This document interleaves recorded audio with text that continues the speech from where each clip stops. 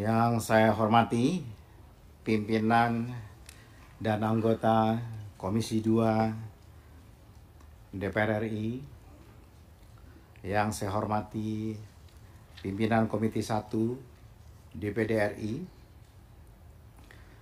yang saya hormati Menteri Dalam Negeri Republik Indonesia, Menteri Agraria dan Tata Ruang, Kepala BPN, Wakil Menteri Keuangan, Kepala Otorita Ibu Kota Nusantara, Direktur Jenderal Perundang-undangan Kementerian Hukum dan Hak Asasi Manusia,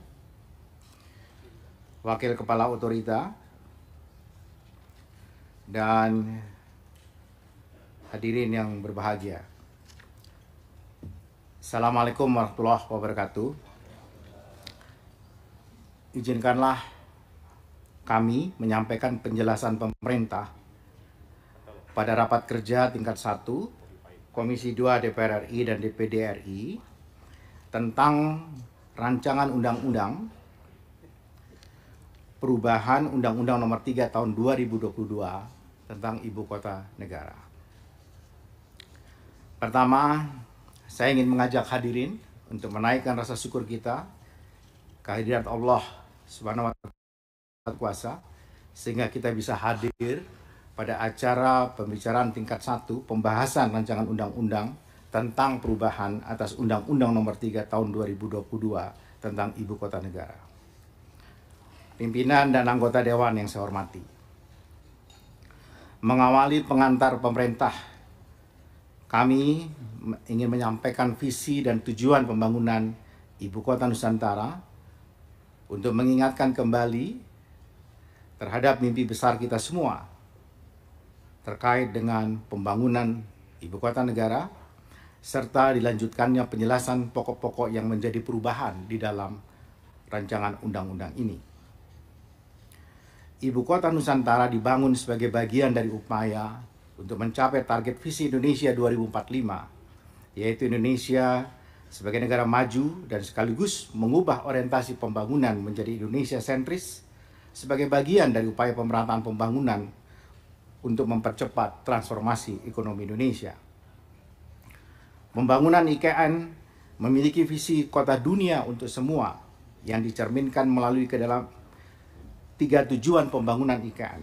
Pertama, sebagai kota berkelanjutan di dunia yang mengedepankan prinsip pembangunan kota tidak hanya untuk manusia, tetapi juga untuk seluruh alam. Kedua, sebagai penggerak ekonomi Indonesia di masa depan, IKN akan menjadi mesin penggerak perekonomian dan menjadi pemicu penguatan rantai nilai domestik di seluruh kawasan timur Indonesia dan di seluruh Indonesia. Pembangunan IKN akan mendorong transformasi sosial ekonomi menjadi lebih progresif, inovatif, dan kompetitif di tanah air. Ketiga, sebagai simbol identitas nasional, IKN akan merepresentasikan keberagaman bangsa Indonesia berdasarkan Pancasila dan Undang-Undang Dasar Negara Republik Indonesia tahun 1945, yang akhirnya IKN akan menjadi wujud kontribusi aktif Indonesia bagi dunia. Sebagai ibu kota berbasis hutan berkelanjutan yang pertama di dunia, Nusantara siap memimpin kontribusi Indonesia di panggung global dalam memitigasi dampak perubahan iklim. Sebagai mesin penggerak ekonomi, IKN dirancang sebagai super hub ekonomi yang dijalankan pada 3 tingkatan yang saling terkait dan terintegrasi dalam visi Reimagine Indonesia, Locally Integrated, memperkuat rantai pasok, nilai aktivitas ekonomi dalam negeri. Globally Connected, artinya IKN menempatkan Indonesia ke posisi strategis dalam perdagangan global. Dan Universally Inspired, IKN menjadi inspirasi pembangunan kota-kota di dunia. Super Hub ekonomi IKN tersebut akan diwujudkan melalui pengembangan 6 klaster ekonomi yang strategis, tangguh, dan inovatif yang didukung oleh fondasi yang kuat dari infrastruktur keras dan lunak.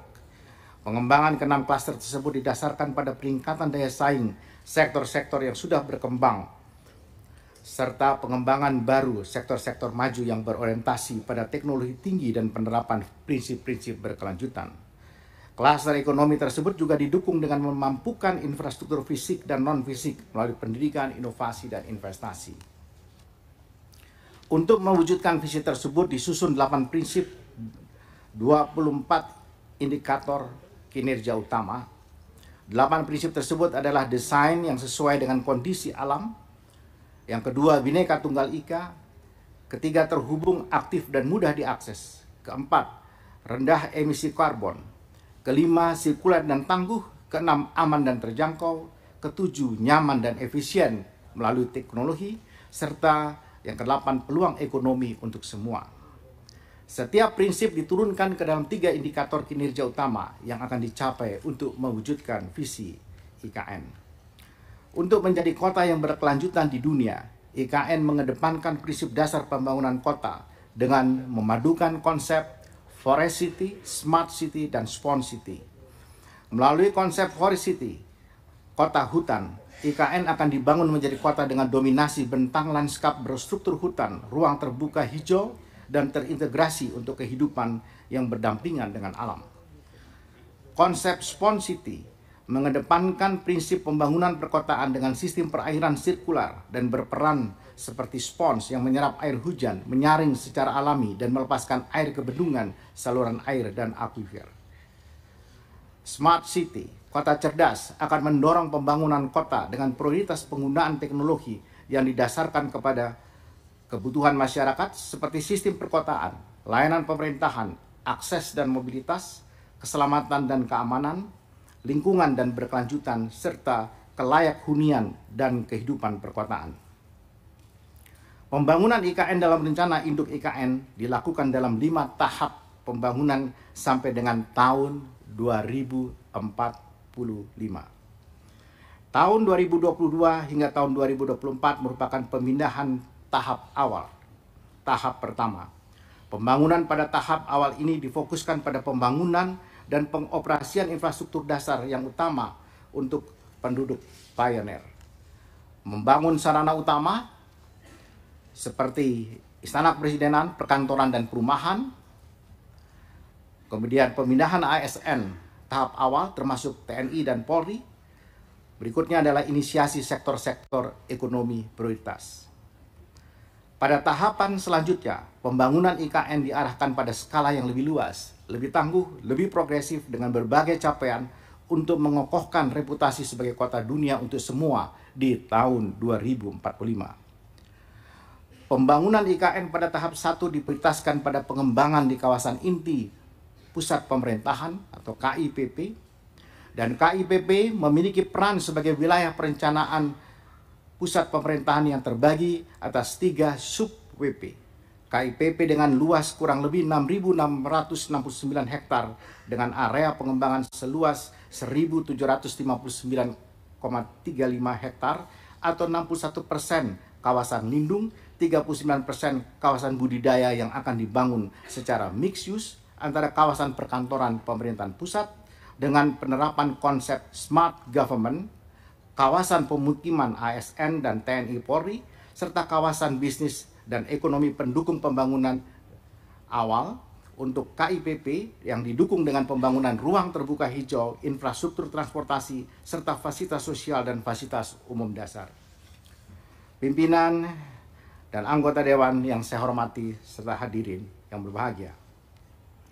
Sejak diundangkannya Undang-Undang Nomor 3 Tahun 2022 tentang Ibu Kota Negara, ditemukan berbagai isu dan tantangan baru yang dihadapi oleh otorita Ibu Kota Negara dalam pelaksanaan kegiatan 4P, yaitu persiapan, pembangunan, pemindahan, dan penyelenggaraan pemerintah daerah khusus Ibu Kota Negara. Beberapa isu dan tantangan baru tersebut belum cukup terakomodir pengaturannya dalam Undang-Undang IKN, sehingga perubahan Undang-Undang IKN menjadi hal yang krusial agar pemerintah, khususnya otorita, dapat mewujudkan pemindahan ibu kota secara tepat waktu dan sesuai dengan perencanaan yang telah ditetapkan. Beberapa isu dan tantangan baru tersebut adalah sebagai berikut. Yang pertama, perbedaan interpretasi dalam memahami kewenangan khusus yang dimiliki oleh otorita terkait tugas dan fungsinya. Kedua, kedudukan otorita sebagai pengguna anggaran dan pengguna barang, serta aspek pembiayaan yang dapat dilakukan oleh otorita secara mandiri sebagai pemerintah daerah khusus. Yang ketiga, pengaturan spesifik mengenai pengakuan terhadap hak atas tanah yang dimiliki dan atau dikuasai oleh masyarakat, serta penataan ulang tanah untuk memastikan pengelolaan wilayah oleh otorita dan pemerintah daerah di sekitar wilayah Ibu Kota Nusantara. Pengaturan khusus untuk investor pengembang perumahan serta jangka waktu hak atas tanah agar investasi di IKN menjadi lebih kompetitif. Yang kelima, kepastian keberlanjutan dan keberlangsungan kegiatan pembangunan IKN serta diperlukannya adanya keterlibatan DPR dalam hal pengawasan sebagai representasi masyarakat. Pembangunan IKN telah berjalan dan perlu dipastikan pemindahan ibu kota negara ke IKN dapat dilakukan secara tepat waktu dan sesuai perencanaan. Oleh karena itu, perlu dilakukan upaya-upaya antara lain. Pertama, penguatan kedudukan kelembagaan otorita ibu kota negara sebagai penyelenggara 4P, persiapan, pembangunan, pembinaan, dan penyelenggaraan pemerintahan, melalui penyempurnaan ketentuan mengenai kewenangan khusus dalam pelaksanaan urusan pemerintahan maupun kedudukannya sebagai pengelola anggaran dan barang. Kedua, memberikan kejelasan terhadap status tanah yang dimiliki, dikuasai masyarakat setempat, termasuk pengaturan tanah yang bersifat leg spesialis di IKN dalam mendukung investasi. Yang ketiga, memberikan kepastian hukum atas keberlanjutan kegiatan 4P tadi, serta pengaturan dalam rangka percepatan pembangunan di IKN. Terdapat beberapa pokok perubahan dalam rancangan Undang-Undang IKN yang meliputi berbagai hal, yaitu: pertama, kewenangan khusus; kedua, ketiga, pengelolaan keuangan; keempat, pengisian jabatan otorita; kelima, penyelenggaraan perumahan; keenam, batas wilayah; 7, tata ruang; 8, mitra di DPR RI; serta 9, jaminan keberlanjutan. Terkait kewenangan khusus, latar belakangnya dilakukannya perubahan tersebut ditujukan untuk: pertama, memperkuat kedudukan otorita dalam pelaksanaan kegiatan 4P; yang kedua, mengatur otorita memiliki kewenangan menetapkan norma, standar, prosedur, dan kriteria yang berbeda, khususnya di wilayah IKN. Ketiga, menghindari adanya tarik-menarik maupun lepas kewenangan di internal pemerintahan, baik itu sesama pemerintah pusat maupun dengan pemerintah daerah. Terdapat beberapa risiko apabila ketentuan yang berlaku saat ini tidak diubah, antara lain: terjadinya berbenturan dengan undang-undang sektoral yang dapat mempengaruhi pengambilan keputusan. Yang kedua, kemungkinan masih terjadi tarik-menarik dan lepas kewenangan di internal pemerintah yang mempersulit otorita. Yang ketiga, kegiatan operasional otorita tidak agile dan tidak efisien. Dan yang keempat, publik berpotensi menghadapi kesulitan dalam memperoleh pelayanan perizinan maupun pelayanan publik. Terkait pertanahan, latar belakang perubahan ditujukan untuk: pertama, mengoptimalisasi pengelolaan tanah, terutama tanah yang akan digunakan untuk kepentingan investasi yang seharusnya di bawah kendali pengelolaan otorita. Yang kedua, menciptakan kepastian hukum dan keadilan bagi masyarakat dalam kegiatan pembangunan IKN, mengukur jangka waktu dan mekanisme hak atas tanah yang berbeda di wilayah IKN untuk lebih menarik investasi. Terdapat beberapa risiko apabila ketentuan yang berlaku saat ini tidak diubah, antara lain: pertama, otorita tidak dapat melakukan pengelolaan tanah secara efektif dan optimal dan akan berdampak kepada minat dan kepercayaan investor. Yang kedua, tanpa pengendalian aset dalam ADP menjadi barang milik otorita dan badan usaha milik otorita akan sulit untuk bekerja cepat dan efisien dalam mengelola aset di wilayah. Ketiga, kepemilikan maupun penguasaan tanah pribadi oleh masyarakat tidak diakui di wilayah ibu kota Nusantara. Dan yang keempat, investor yang berminat di IKN tidak dapat terjaring sebanyak yang diharapkan. Adapun terkait perubahan pengelolaan keuangan dalam hal anggaran dilakukan karena kedudukan otoritas sebagai pengguna anggaran dan barang menyebabkan ketidakleluasaan dalam pengelolaan keuangan dan pembiayaan, sehingga perubahan diperlukan untuk memberikan kewenangan otoritas sebagai pengelola anggaran dalam kedudukannya sebagai pemerintah daerah khusus. Sedangkan terkait perubahan pengelolaan keuangan dalam hal pengelolaan barang, juga dilakukan perubahan yang sama, yaitu memberikan kewenangan otorita sebagai pengelola barang dalam kedudukannya sebagai pemerintah daerah khusus. Pada bagian pengelolaan keuangan dalam kaitannya dengan diperlukan pengalihan kedudukan otorita dari pengguna menjadi pengelola anggaran barang agar otorita lebih bisa memperoleh pembiayaan bagi kegiatan 4P secara mandiri. Peralihan pengelolaan keuangan dari pengguna menjadi pengelola anggaran dan barang dilakukan melalui masa transisi. Ketika otorita mulai bertindak sebagai Pemdasus, pengelolaan keuangan otorita tidak langsung menjadi pengelolaan keuangan otorita Pemdasus. Maka transisi tersebut bertujuan untuk menilai kesiapan otorita secara kelembagaan untuk mengelola keuangan Pemdasus.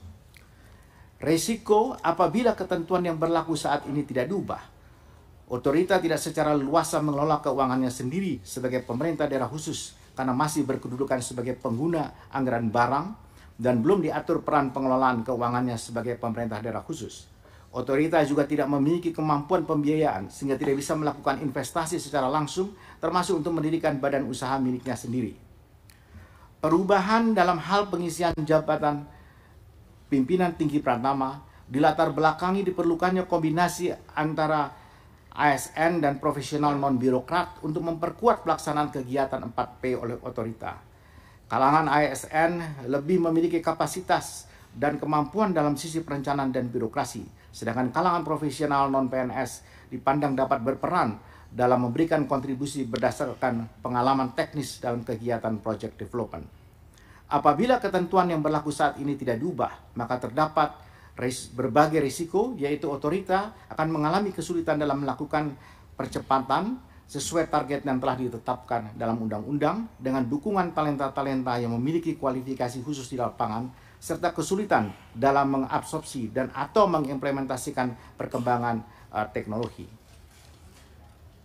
Pemutakhiran drainasi wilayah perubahan dilatar belakangi oleh area Pulau Balang yang perlu dikeluarkan seluruhnya dari wilayah IKN dengan pertimbangan pengelolaan secara terpadu sebagai satu kesatuan dengan ekosistem perairan Teluk Balikpapan. Area permukiman yang terpotong perlu dikeluarkan seluruhnya dari wilayah IKN untuk menghindari konflik sosial akibat pengelolaan yang terpisah dalam satu area, serta dalam rangka memastikan tetap terselenggaranya administrasi pelayanan dasar bagi masyarakat oleh pemerintah daerah induknya. Penyempurnaan delineasi batas wilayah ini berimplikasi pada perubahan luas wilayah. Risiko apabila ketentuan yang berlaku saat ini tidak diubah, area Pulau Balang yang terpotong akan dikelola oleh dua administrasi yang berbeda kewenangan sehingga menyulitkan perencanaan yang terpadu. Pengelolaan wilayah Pulau Balang tidak berbasis satu kesatuan ekosistem yang sama sehingga mengancam kelestarian habitat satwa yang ada seperti pesut mahakam. Penanganan kawasan pemukiman termasuk pelayanan administrasi kependudukan dapat berbeda dalam satu area pemukiman yang sama sehingga dapat menimbulkan kecemburuan sosial.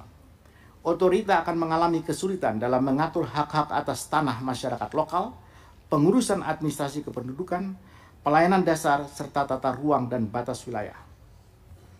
Perubahan penyelenggaraan perumahan dilatar belakangi oleh dalam rangka peran utamanya sebagai 4P, otorita harus bertanggung jawab dan memiliki kewenangan dalam penyelenggaraan perumahan di IKN.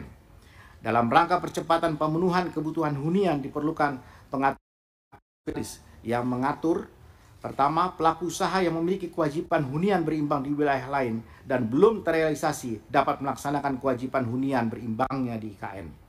Pelaku usaha yang memiliki kewajiban hunian berimbang di dalam wilayah IKN melaksanakan hunian berimbang sesuai RDTR IKN, dan otorita dapat memohonkan penggunaan dana konversi hunian berimbang untuk pembangunan perumahan di IKN. Pengaturan secara lex spesialis ini diperlukan mengingat Undang-Undang Perumahan dan Pemukiman mengatur beban hunian berimbang oleh pelaku usaha harus dilakukan di hamparan yang sama atau kabupaten kota yang sama. Risiko apabila ketentuan yang berlaku saat ini tidak diubah, otorita akan mengalami kesulitan dalam mengatur penataan kota yang rapi dan nyaman bagi masyarakat yang akan tinggal di ibu kota negara. Otorita tidak dapat memanfaatkan pemenuhan kewajiban hunian berimbang oleh pelaku usaha yang lokasinya tidak di hamparan yang sama. Otorita dapat dianggap tidak memberikan jaminan terkait kepemilikan rumah dengan status hak milik. Terkait tata ruang, latar belakang perubahan didasarkan pada: pertama, diperlukan ketentuan yang menegaskan bahwa setiap bidang tanah di wilayah IKN wajib difungsikan sesuai dengan ketentuan penataan ruang. Kedua, diperlukan ketentuan tentang konsekuensi terhadap penggunaan tanah yang tidak sesuai dengan penataan ruang berupa relokasi atau konsolidasi tanah. Risiko apabila ketentuan yang berlaku saat ini tidak diubah, otorita akan mengalami kesulitan untuk melakukan upaya relokasi maupun konsolidasi secara lebih leluasa karena harus tetap mengikuti undang-undang penataan ruang yang ada. Otorita akan mengalami kesulitan dalam melakukan perubahan atau meninjau ulang pendanaan dan payung hukum untuk kepastian bagi petugas pelaksana dalam melaksanakan tugas dan fungsi. Otorita akan mengalami kesulitan dalam mengendalikan pemanfaatan ruang untuk menjaga konsistensi visi misi IKN sebagaimana ditetapkan dalam undang-undang. Terkait dengan mitra kerja otorita di DPR, latar belakang perubahan didasarkan pada: menjelang 4P, peran otorita sebagai Pemdasus akan lebih banyak berkaitan dengan kebijakan dan program-program di IKN. Namun demikian, belum terdapat penegasan pengaturan yang akan melaksanakan pengawasan, pemantauan, dan peninjauan terhadap pelaksanaan Pemdasus IKN. Diperlukan adanya keterlibatan DPR sebagai representasi masyarakat untuk memastikan pengawasan terhadap penyelenggaraan 4P oleh otorita. Risiko apabila ketentuan yang berlaku saat ini tidak diubah, dikhawatirkan dapat menimbulkan perbedaan pendapat antar komisi di DPR karena bahwa otorita seharusnya dengan komisi terkait yang dalam hal ini dalam urusan pemerintahan. Terkait dengan jaminan keberlanjutan, latar belakang perubahan didasarkan pada pemberian jaminan keberlanjutan pada investor bahwa kegiatan pembangunan dan pemindahan ibu kota harus tetap dan terus dilaksanakan sampai dengan tujuan pemindahan ibu kota negara tercapai. Risiko apabila ketentuan yang berlaku saat ini tidak diubah, mengingat pembangunan dan pemindahan IKN tetap berlangsung sampai dengan tujuan pemindahan ibu kota tercapai, maka apabila tidak dijamin keberlanjutannya akan berpotensi dapat ditunda atau dihentikannya kegiatan sewaktu-waktu. Sebagai implikasi atas perubahan Undang-Undang IKN, peraturan pelaksana yang harus diubah dalam waktu 2 bulan sebagai berikut. PP nomor 17 tahun 2022 tentang pendanaan dan pengelolaan anggaran dalam rangka persiapan pembangunan dan pemindahan ibu kota negara serta penyelenggaraan pemerintah daerah khusus ibu kota Nusantara. Kedua, PP nomor 12 tahun 2023 tentang pemberian perizinan berusaha, kemudahan berusaha, dan fasilitas penanaman modal bagi pelaku usaha di ibu kota Nusantara. Ketiga, PP nomor 27 tahun 2023 tentang kewenangan khusus otorita ibu kota Nusantara. Keempat, Perpres nomor 62 tahun 2022 tentang otorita ibu kota Nusantara. Kelima, Perpres nomor 63 tahun 2022 tentang perincian rencana induk ibu kota Nusantara. Keenam, Perpres nomor 64 tahun 2022 tentang rencana tata ruang kawasan strategis nasional ibu kota Nusantara tahun 2022 hingga 2040. Perpres nomor 65 tahun 2022 tentang perolehan tanah dan pengelolaan pertanahan di ibu kota Nusantara. Demikianlah penjelasan pemerintah sebagai pengantar pada rapat kerja tingkat 1 Komisi 2 DPR RI dan DPD tentang rancangan undang-undang perubahan Undang-Undang Nomor 3 Tahun 2002 tentang Ibu Kota Negara.